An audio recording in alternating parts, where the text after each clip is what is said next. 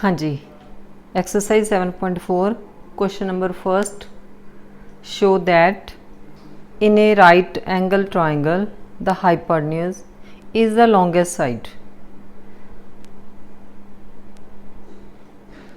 ਆਪਾਂ to prove करना कि समकोण ते कोण ਦਾ ਜਿਹੜਾ ਕਰਨ ਹੁੰਦਾ ਹੈ ਉਹ ਸਭ ਤੋਂ ਲੰਬੀ ਭੁਜਾ ਹੁੰਦਾ। ਤਾਂ ਆਪਾਂ ਫਸਟ ਕੁਐਸਚਨ ਕਰਦੇ ਹਾਂ, ਗਿਵਨ ਲਿਖਾਂਗੇ ਦਾ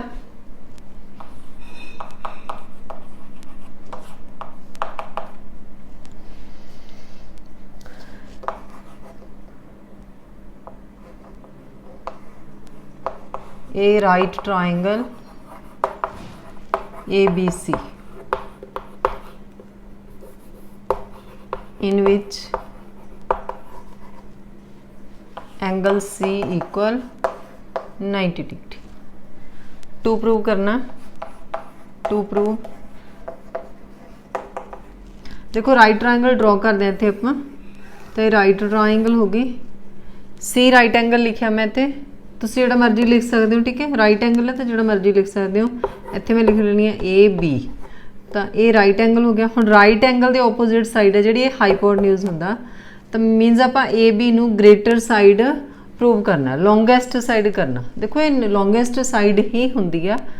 हुण क्यों हुंदी आ? क्योंकि ये वाला एंगल है जिहड़ा ग्रेटर हुंदा ए एंड बी तो हुण टू प्रूव करना आपां ने A B is longest side. Bracket च लिख लेने हाइपोटेन्यूज।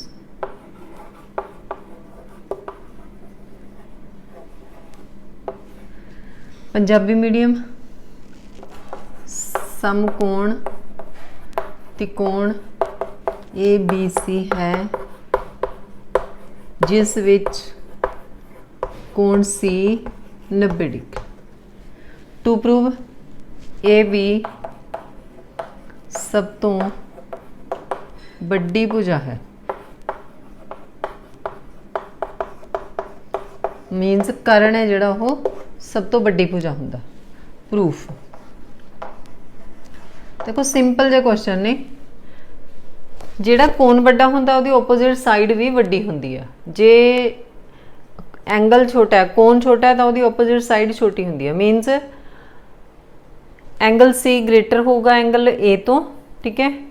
तो ए बी साइड है जी वो ग्रेटर होगी ए सी तो बी सी तो भी, क्योंकि ये दोवें एंगल ने जोड़े 90 डिग्री तो लैस दैन होणगे।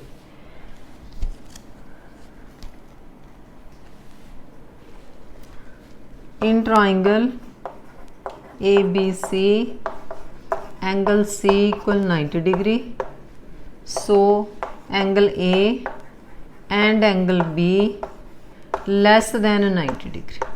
ये दोवें एंगल ने जोड़े 90 डिग्री तो लैस दैन होणगे। हुण लैस दैन क्यों होणगे? इन्हां दोनों का सम है जिहड़ा 90 डिग्री होगा, ठीक है। हुण 90 डिग्री होगा तां ही ट्राइंगल के 3 एंगल का सम है जिहड़ा 180 डिग्री होगा।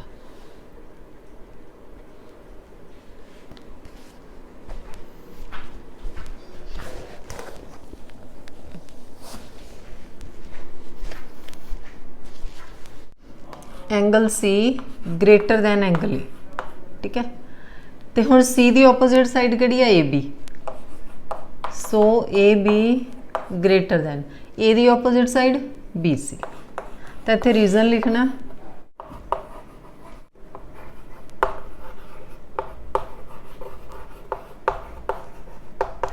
The side opposite to the larger angle is large। Punjabi medium बड़े कोण दी सन्मुख भुजा बड़ी हुंदी है।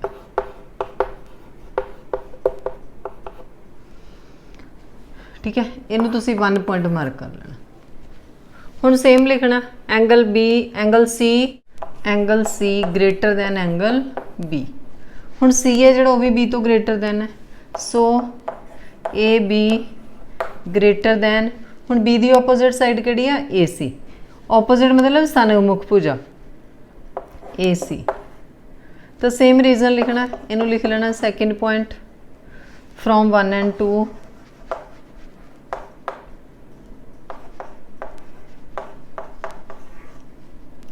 A B greater than B C and A C. जे दोनों तो ग्रेटर दैन है तो A B is longest side, so A B is longest side in right triangle। इसलिए ए बी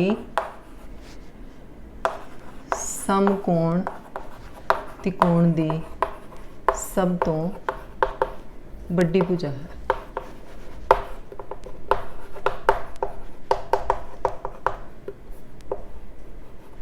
यही कारण है, ठीक है, यही हाइपोटेन्यूज है। तो इसी का first question. So no second,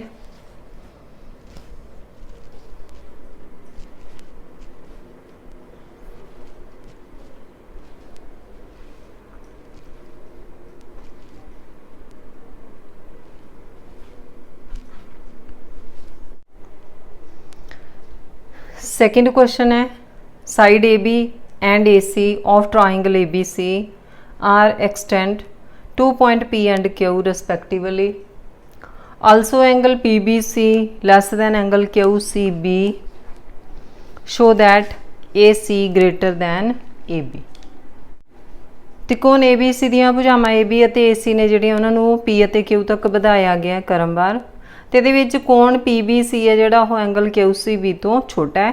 तो आप टू प्रूव करना ए C greater than A B, A सी है जी वो ए बी तो ग्रेटर दैन आ। तो आप इतने डायग्राम ड्रॉ करते हैं, यदि डायग्राम गिवन है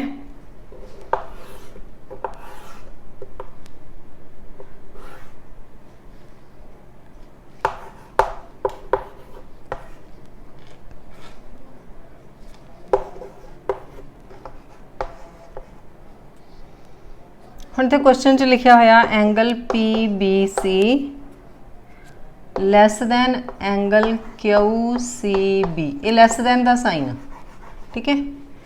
एंगल पी बी सी ये हो गया angle P B C, Q C B ये हो गया एंगल क्यू सी बी, ये वाला एंगल, ठीक है।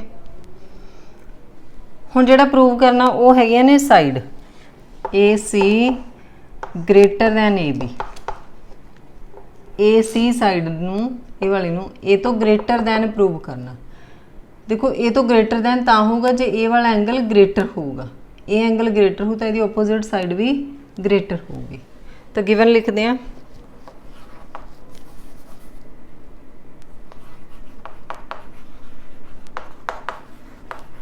In triangle ABC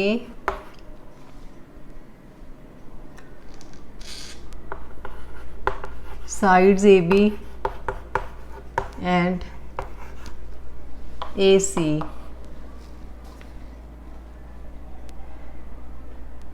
are extend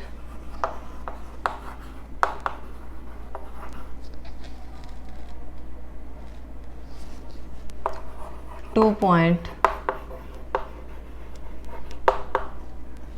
P and Q।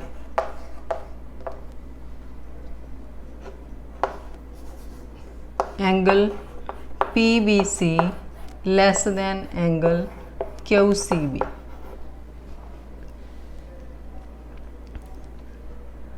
Punjabi medium भी लिख लो गिवन त्रिकोण ABC which भुजावां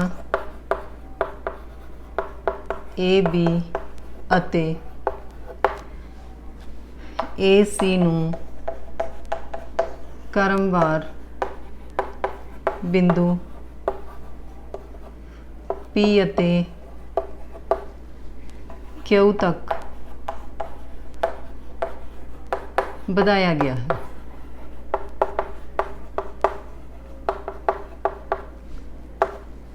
to prove same लिखना क्वेश्चन दे विचों पंजाबी मीडियम भी ते इंग्लिश मीडियम भी।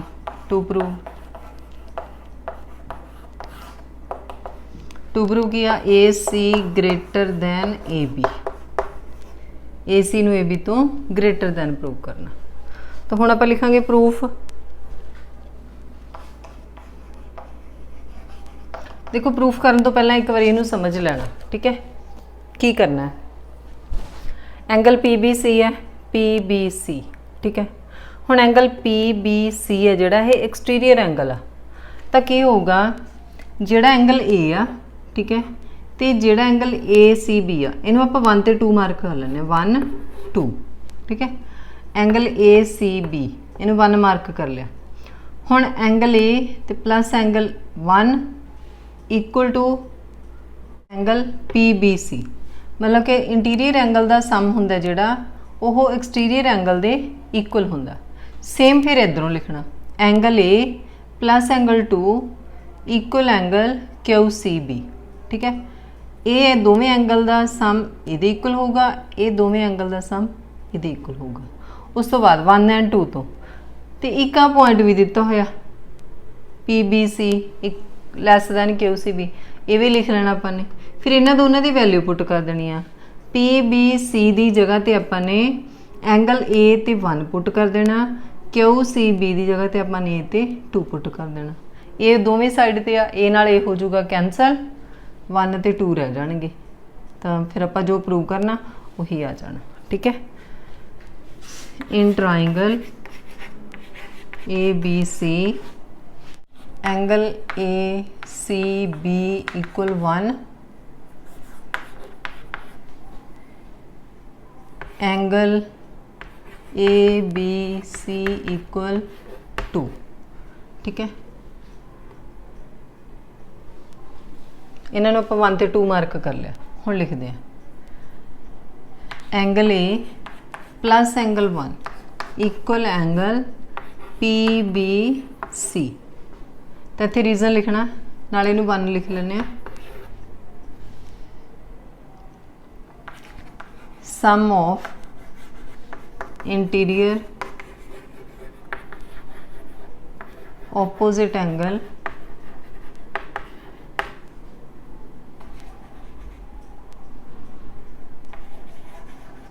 इक्वल टू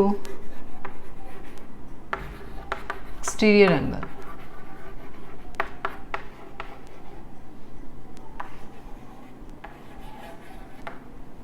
पंजाबी मीडियम अंदरले सन्मुख कोणां दा जोड़ बराबर बाहरला कोण, ठीक है। अंदरले सन्मुख कोणां दा जोड़ बराबर बाहरला कोण, ये तुसीं 7th दे विच पढ़िया। जिहड़े बच्चों ने देखो पढ़िया होगा उन्होंने तो याद होगा।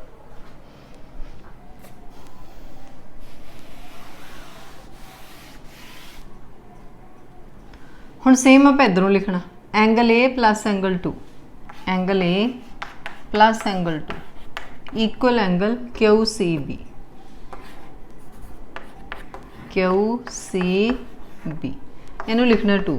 रीजन सेम है इसलिए दोबारा रीजन लिखने की जरूरत नहीं। बट हुण ये क्वेश्चन दे विच गिवन है but angle P B C less than angle Q C B.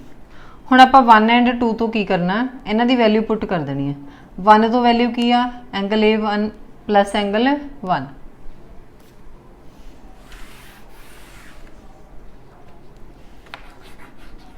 From 1 and 2 put value. हुण वैल्यू की पुट करनी है, पी बी सी की वैल्यू पुट करनी है एंगल ए प्लस एंगल 1, ठीक है, लैस दैन दा साइन ये जिहड़ा लग्या होया। तो हुण क्यू सी बी की वैल्यू ए वाले क्यू सी बी की वैल्यू पुट कर देनी है angle A plus angle 2, angle A plus angle 2। देखो 1 एंड 2 तो वैल्यू पुट करती, ठीक है। तो हुण इत्थे विच आउंदा सी इसलिए मैं उन्होंने रेज करता। हुण एंगल ए बोथ साइड आ, angle A plus angle 1 less than angle A plus angle 2। ये तो आप वैल्यू पुट की सी, हुण आपां इत्थे ए नाल ए कैंसल कर दिंदे हां। हुण की रह गया एंगल 1 लैस दैन एंगल 2। तो आप ग्रेटर दैन प्रूव करना क्वेश्चन दे विच, तो आप 2 नूं इधर लिख लैने एंगल 2 ग्रेटर दैन एंगल 1। हुण 2 है जिहड़ा वो 1 तो ग्रेटर है। 2 की ओपोजिट साइड किहड़ी आ? AC। 1 की ओपोजिट साइड किहड़ी आ? AB। तो यही आप प्रूव करना।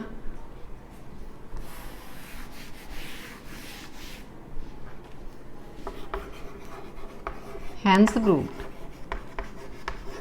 ठीक है, बहुत ईजी ने ये, बस थोड़े जे ध्यान नाल समझ लेने। Third question,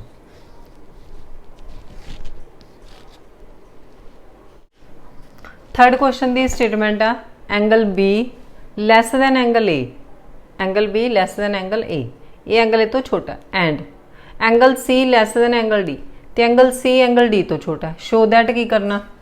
A D less than B C, A D है जी ए डी, इनू बी सी तो लैस दैन प्रूव करना। तो हुण किवें करांगे? देखो सिंपल क्वेश्चन है, पहले गिवन लिखते हैं।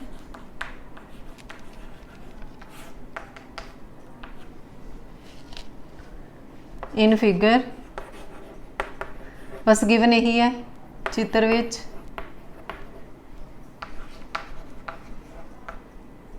Angle B less than angle A and अते लिख लेना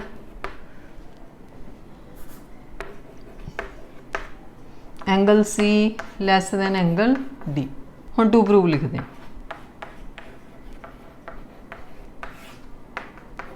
हुण टू प्रूव की है? क्वेश्चन दे विच लिखा है A D less than B C. हुण लिखते हैं प्रूफ।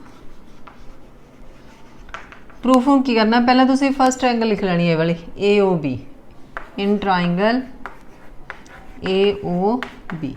हुण ए ओ बी दे विच की है? Angle B less than angle A, B है जिहड़ा वो ए तो छोटा है, तो आप बी दी ओपोजिट साइड लिखांगे ए ओ लैस दैन, तो ए दी ओपोजिट साइड बी ओ, इनू 1 लिखांगे। नाल सेम रीजन लिखना किहड़ा जिहड़ा आपां पहलां लिखिआ, एंगल समालर है तो उहदी सन्मुख भुजा भी समालर होऊगी। तो इत्थे लिखदे हैं रीजन,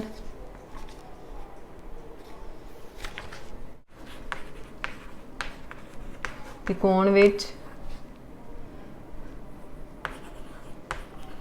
छोटे कोण दी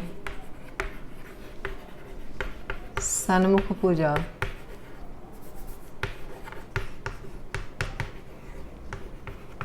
छोटी हुंदी है इन ट्राइंगल ऑपोजिट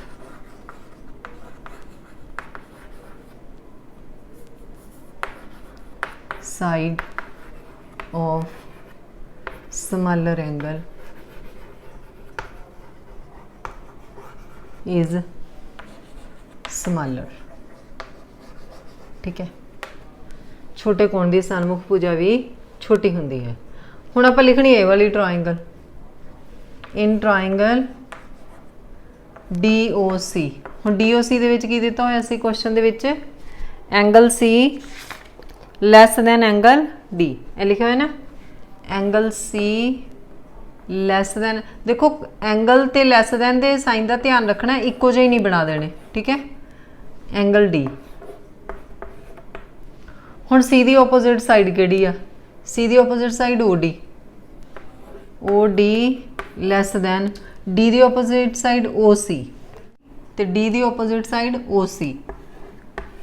ठीक है, रीजन सेम लिखना, इसलिए बार बार लिखने की जरूरत नहीं है।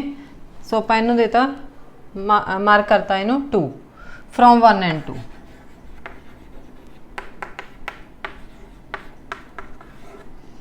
वन एंड 2 तो हुण की है?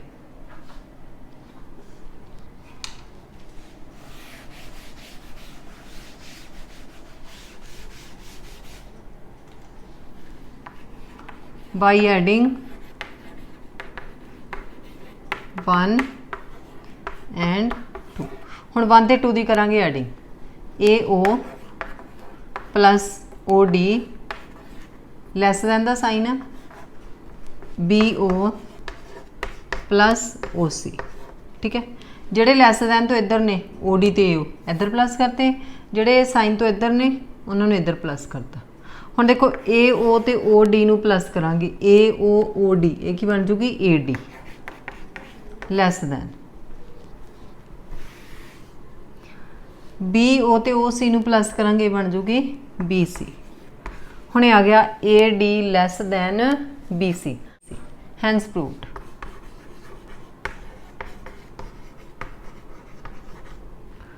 ਕਈ ਵਾਰੀ ਉਲਟ ਲਿਖਿਆ ਹੁੰਦਾ ਕਿ ਕੁਐਸਚਨ ਦੇ ਵਿੱਚ ਲੈਸ ਦਿੱਤਾ ਹੁੰਦਾ ਤੇ ਪੁੱਛਿਆ ਇੱਥੇ ਗ੍ਰੇਟਰ ਹੁੰਦਾ, ਤਾਂ ਆਪਾਂ ਕੀ ਕਰਨਾ ਹੁੰਦਾ, ਸੋਲਵ ਕਰਕੇ ਫਿਰ ਉਹਨੂੰ ਉਲਟ ਲਿਖ ਦੇਣਾ, BC ਨੂੰ ਇੱਧਰ ਲਿਖ ਦੇਣਾ, AD ਨੂੰ ਉੱਧਰ। ਤਾਂ ਉਹਦਾ ਮਤਲਬ ਇਹੀ ਹੋਊਗਾ BC ਗ੍ਰੇਟਰ ਦੈਨ AD। ਤਾਂ ਇਹ ਵੀ ਸੇਮ ਹੈ, ਠੀਕ ਹੈ। ਜੇ ਲੈਸ ਦੈਨ ਦੀ ਜਗ੍ਹਾ ਤੇ ਗ੍ਰੇਟਰ ਦੈਨ ਪੁੱਛਿਆ, ਸੋਲਵ ਸੇਮ ਕਰਨਾ, ਇੱਥੋਂ ਤੱਕ ਲਿਖ ਕੇ ਫਿਰ ਇੱਕ ਪੁਆਇੰਟ ਲਿਖ ਦੇਣਾ।